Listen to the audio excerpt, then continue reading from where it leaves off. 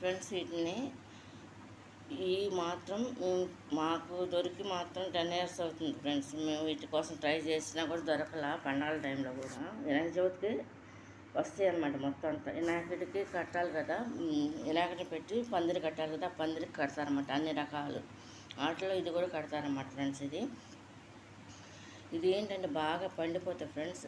తింటారు, షుగర్ కానీ బెల్లం కానీ వేసేసుకుని కలిపేసుకుని ఒక 10 నిమిషాలు నానబెట్టేసి తింటారన్నమాట. చాలా టేస్టీగా ఉంటుంది. దీంతో హల్వా కూడా చేయొచ్చు.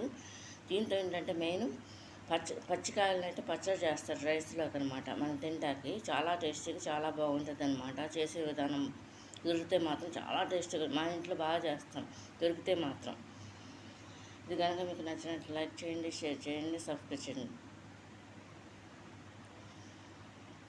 మాకు దొరికి చాలా సంవత్సరాలు అవుతుంది ఫ్రెండ్స్. మాకు సన్నగా పెద్దనే వాళ్ళ పూజకి అని చెప్పేసి తెప్పించాయన్నమాట. తెప్పిస్తే ఈసారి వచ్చినాయి కాయలు అని చెప్పని వాళ్ళకైనా మాకు కలిపి తీసుకొచ్చాయన్నమాట ఫ్రెండ్స్. కాయలు చూడండి, వీటిని ఎలక్కాయలు అంటారన్నమాట ఫ్రెండ్స్.